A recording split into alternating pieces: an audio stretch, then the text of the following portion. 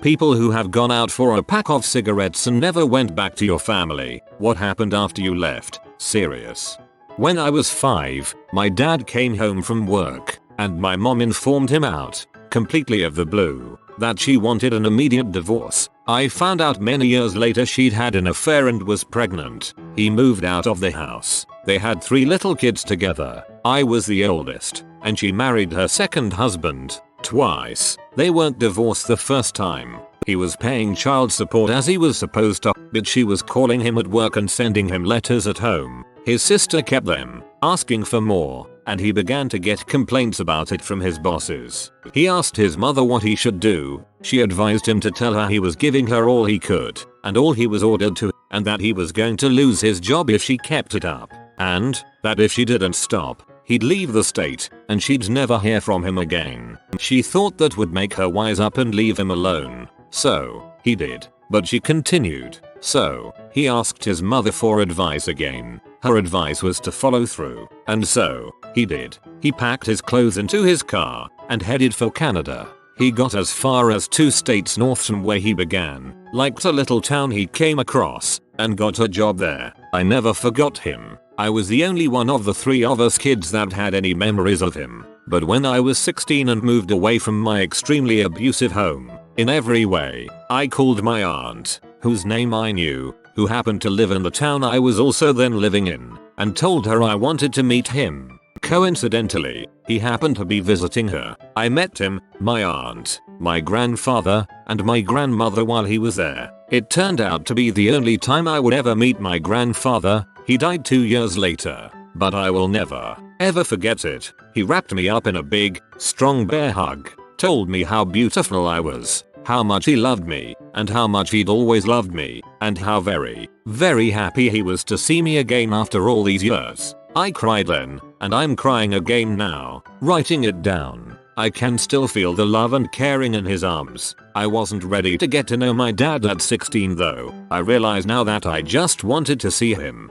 It took me another 10 years before I contacted him again. But I did, when I was living in California. And when I did, he took 2 weeks vacation. So did I. Drove down to see me, and we spent the entire 2 weeks getting to know one another. And once he left, we were in contact daily, and I quit my job and moved up to the PNW a month later, because I knew the hole in my heart would never be filled until my dad was a part of my life. And I was correct. My son has a grandpa because of my decision, and my dad is the greatest grandpa there is. I wish he'd have always been in my life, but the outcome I received is worth everything I've been through. I love you, Dad. 3.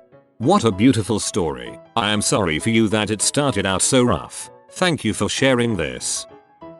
I was a toddler, 2 or so. After 9/11 my mother moved us up to Vermont with her boyfriend who, for what it is worth, is now in federal prison for first-degree murder of another girlfriend. As that indicates he wasn't a good guy. He wouldn't let me drink water unless I'd eaten a full meal, and I was 2. So my mother had to serve fruit with every meal so I'd have moisture and let me drink water while he was at work. On days he didn't work she and I would go out and explore as much as we could. We took to cleaning up old overgrown graveyards, since it was interesting and fun and most importantly time consuming. But he was very controlling and didn't want us to leave. She didn't have a car so we had to walk everywhere. Being from NC and with no ability to purchase a train ticket because he controlled all her finances and she didn't have a phone, she was forced to use a payphone to contact my grandparents to fly up and come rescue us and fly us back, and had to tune it with his work schedule to make sure he wasn't there when they came because she thought he might try to hurt me if he saw them come to take us.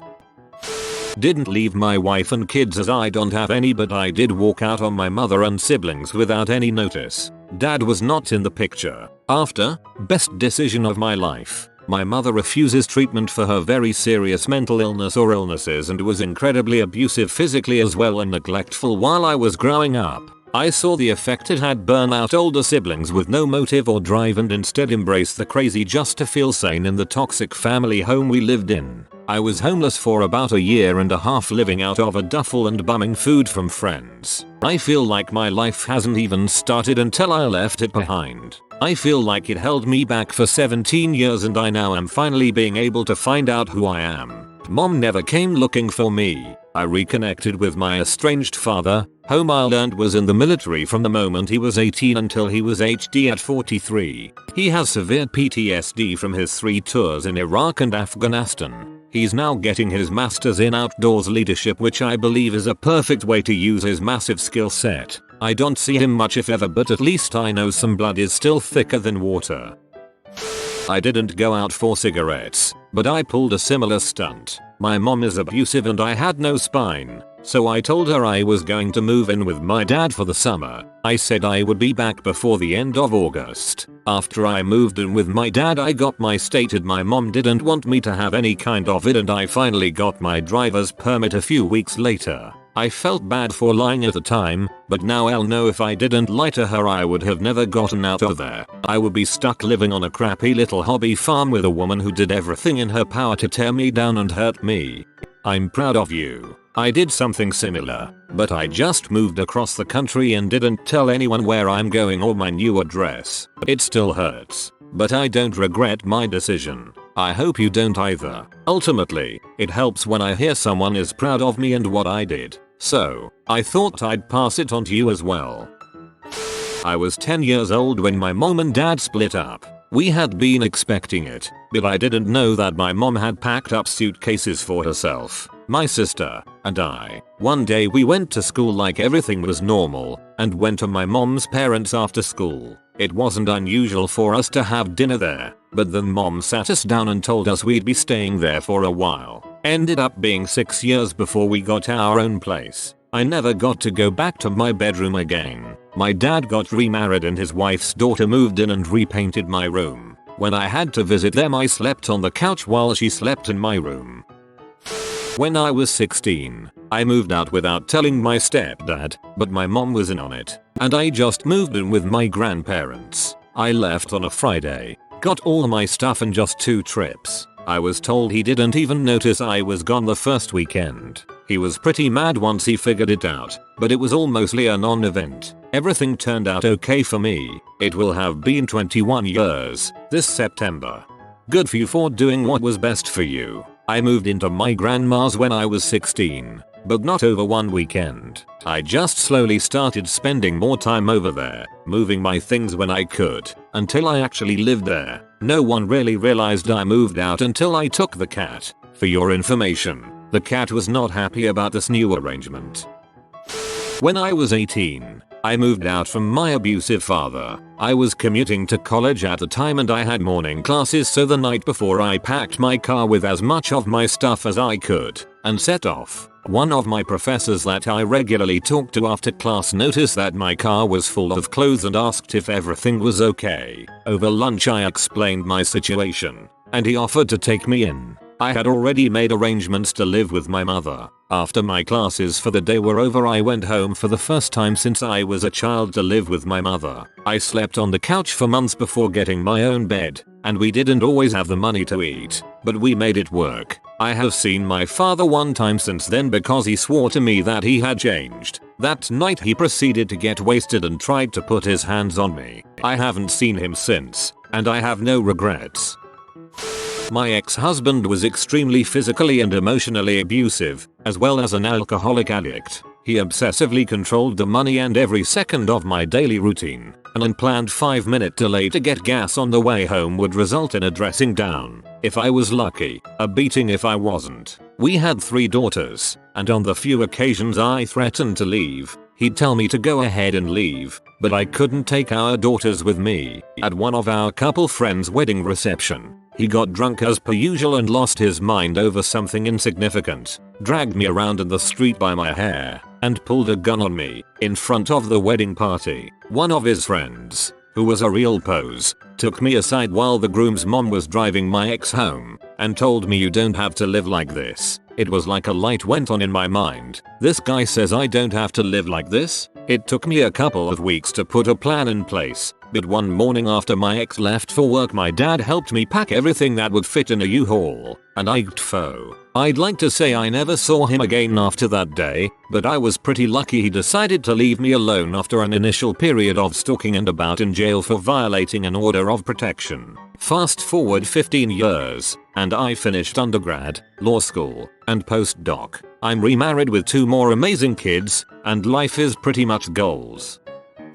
My story is a little different and I apologize, but I grew up in the aftermath of something like this. Before my parents got together, my dad was married and they had a daughter. His wife had an affair with his therapist, who then told her all my dad's traumas and triggers so she could use them against him. When she had him at just the right point of breakdown, she took my sister and disappeared. Just poof, gone, no trace. My dad looked for her, hired investigators, tried everything. 8 years later, my mom and dad married, and I was born a year after that. I remember from childhood that there were 2 pictures of a little girl who looked like me, and I was told it was my sister, but it didn't mean anything to me because I didn't understand. My parents chose to stay in the same town and at the same address no matter what, so that if my sister ever came looking he'd be easily found. He kept a gift-wrapped Kermit the Frog on the top shelf of his closet that had been a present for her 3rd birthday that he never got to give her.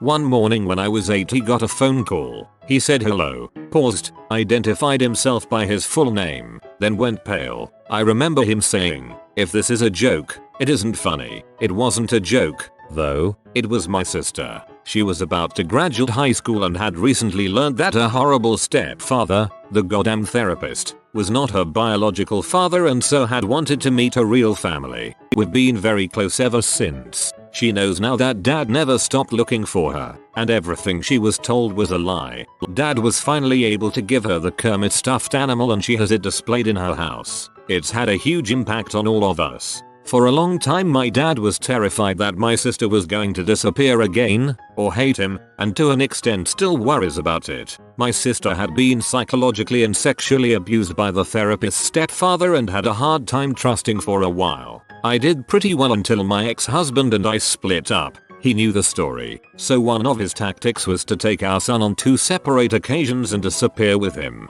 The first time he was only gone for 2 weeks, the second time was a month. That was heck, but it's over.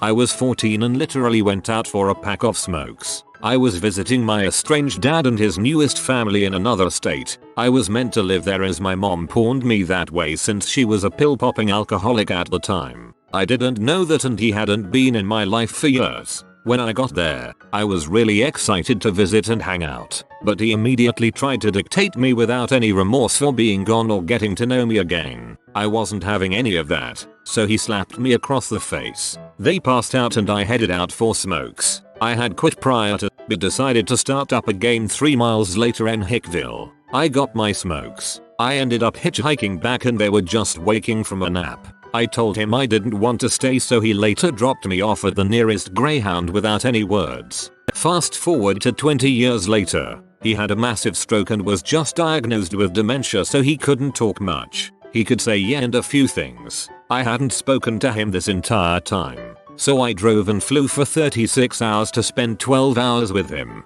I was sitting next to his bedside and it was quiet. That's when I told him I forgive him. I knew it was the last time I'd see him. He wanted to say something, but couldn't. He cried and said yeah. I just replied, I know, I'm your favorite child. We laughed super hard. He died a year later, in 2015. Sometimes closure isn't for them, it's for you. I hadn't started a family of my own yet, but I was engaged to my ex who I just ended up ghosting after a few years. It was several years ago and he had to move back to Tokyo for his job. We met in the US while he was an expat, so he asked me to come live with him. Moved, met the family, all that stuff. Then, one day I came down with the flu and was miserable and was so weak I couldn't even walk myself to the toilet. He was trying to come on to me several times that day and I kept refusing because of obvious reasons. Then I was in the middle of sleeping and he started to take off my clothes and have intercourse with me while I was sleeping after already refusing it to him. I woke up and was like WTF and made him stop. Then I pretended to be asleep till he left for work the next morning, packed my crap, and left. Dropped the key off at concierge and hurried out of that building in a huge panic. Never spoke to him again. Cut off all contact immediately. I booked hotels for a couple of weeks and met my, now, husband. That's not ghosting, that's escaping. Frick that guy. Congrats on getting out.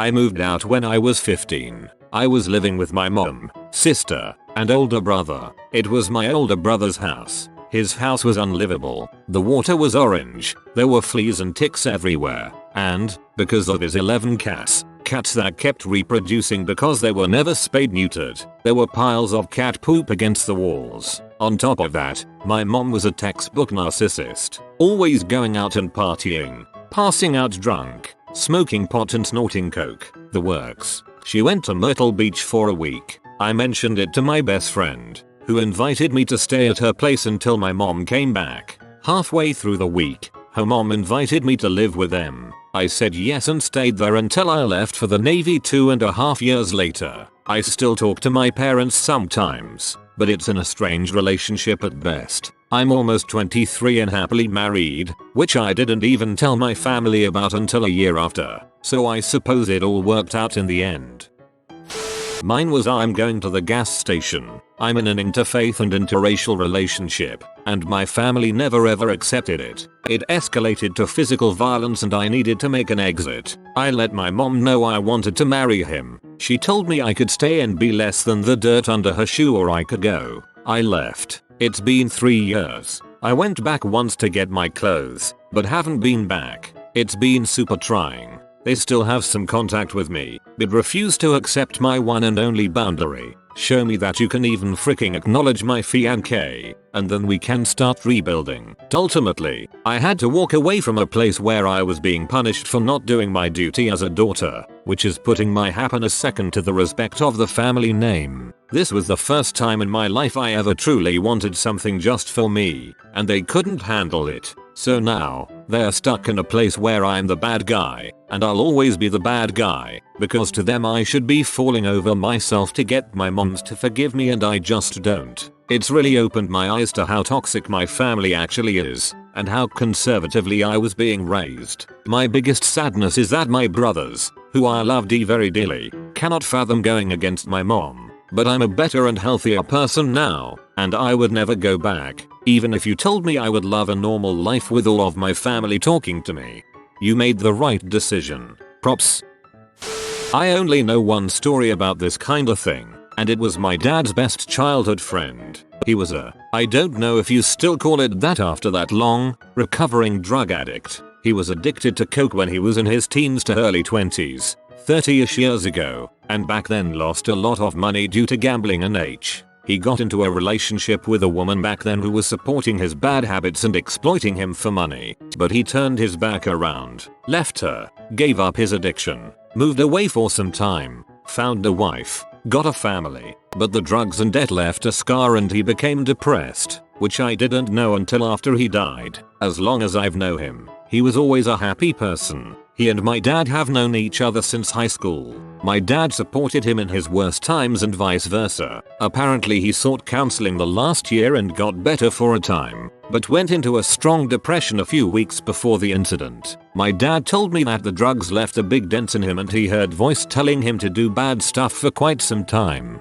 But he told his wife it had stopped and even stopped going to counseling after getting better for like 5 days. His last day, he was at my dad's house. Before, he told his wife and daughter that he'd visit my dad. Wasn't an unregular action. They'd hang out quite often, and there he was as happy as always. They even made plans for the next day to go to a sauna when he left. But on his way home he just parked his car next to the road and jumped off a bridge onto a street below. They said it was probably planned beforehand and he just came over to say goodbye. I've only seen my father cry twice, but this one was the worst. He became completely unfunctional for a week, didn't go to work and stayed at home. His death affected my dad more than anything I've ever seen.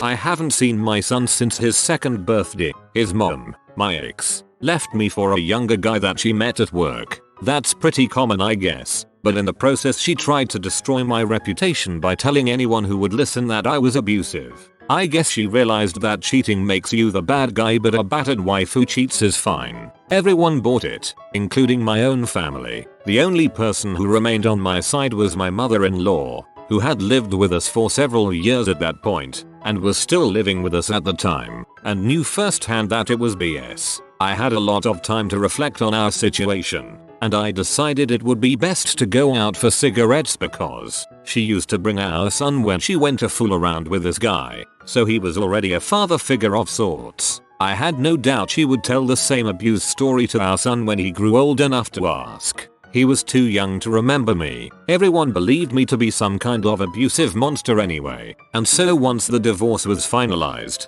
I left. I moved thousands of miles away, cut all contact with all of our mutual friends and both families, changed my contact info, and tried to start over. As far as what happened with my son and the rest of my family, I don't know. Everyone probably still thinks I'm a monster, and I guess that's fine. I guess I am a monster after abandoning him like I did. I can only hope that my ex-mother-in-law doesn't rock the boat and try to defend me in front of him, because more than anything I want him to have a normal, loving, wholesome relationship with his mother and stepdad. As far as what happened to me, I'm successful in my professional life but a mess personally. I haven't dated because I am scared of losing everything like that again. And I haven't made any new friends because I fear they'll drift away when they discover my past. Most nights I still have dreams about my ex-wife and son, but their faces are smudged because I don't remember what they looked like, and I got rid of the photos long ago. I don't really eat out,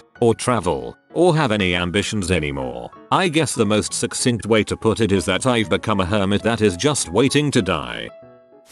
I did this. My parents are A-grade buttholes, and at the age of 16 I overheard my mother telling my sister I was being kicked out soon. So I took matters into my own hands, packed my crap and left at 2 AM. They didn't notice for a couple of days. I put an ad in the local paper for free stuff, which was every bit of furniture I left there. They rang my other sister, who I moved in with, and were so mad. Not that I had left, more that I had given all their stuff away. Fast forward 20 years and I still don't have a relationship with my parents. They call me once or twice a year to ask for money, which the answer is always a firm frick no. I heard around town that they were upset I just vanished in the middle of the night. They had to keep up their public image. When I was 16, my relationship with my mother hit rock bottom. We had never gotten along really at all, and my pending possession of marijuana charge definitely didn't help it. Illegal southern state, Christian family. At this time we were living with a different family, due to some financial problems we were having, who also saw me and what I do as pure sin. One night I overheard the upstairs family talking to my parents. Yes, that's what we call them. We lived in their basement FFS. And they were giving my parents heck about me, calling me a drug dealer, saying how unwelcome I am in their home, and at one point I even heard the wife call me a crackhead. I decided that this was going to be the first time I ever actually acted on my own whim. I packed up my things while I pretended to be asleep, and I left the next day when everyone went to work. I moved in with my grandparents and I've never gone back. My mother and I still talk. My stepfather wants nothing to do with me, and I don't intend on speaking to the upstairs family again. I still regret not being able to say goodbye to my sister 12 years ago. I said goodbye to my brother and my mom, but I was the only one who knew I would never come back. I moved 300 miles away. I have seen my brother and my mom twice since then. I haven't seen my sister since I put her down for her nap that day, before I knew I was leaving. After I left, my mom got married. My sister went to live with her grandparents. My brother chose to be homeless rather than let our mom drag him around different cities in the middle of a school year. I was able to finish school, which wouldn't have happened if I stayed. I stopped trying to accidentally walk in front of traffic or overdose on my prescriptions. Started eating food. Got basically blackmailed into seeing my mom after 6 years while my ex pretended we were together. I finally found a family that actually liked me. Met my boyfriend. Friends for 8 years. Together for 4. Got my own cat. Have my own apartment with bills paid early. Overall it has been great in between my mom popping into my life. My mother went to get a pack and dinner. She got pulled over. From what I understand, she kept moving her purse around and the cops searched it. She had coke and weed in it. I knew she smoked weed, but no clue she did coke. Ended up moving in with my father, divorced, an ugly one. While I was initially upset, I realized it was probably the best thing to happen to me. Moving in with my father allowed me to do so many different things, and I'm almost positive that if I didn't I wouldn't have gone to college and started out a great career in IT. I really haven't talked to her since then.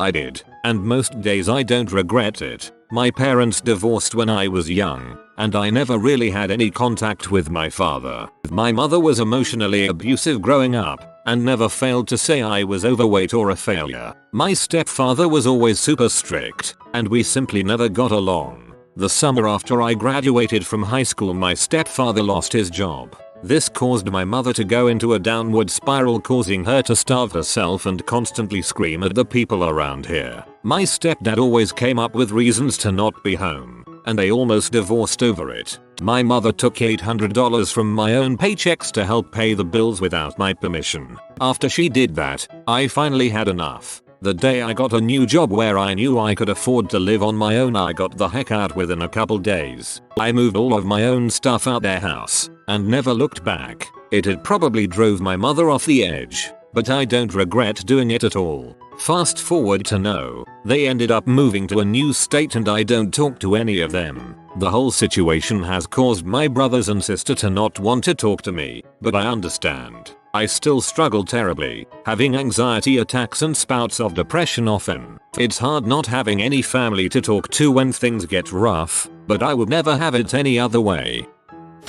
You have been visited by the romantic doggo. Comment love is magic so you never fall in the friend zone. If you are new to the channel, you can subscribe. I publish new videos every day. Until then, check another video, or don't.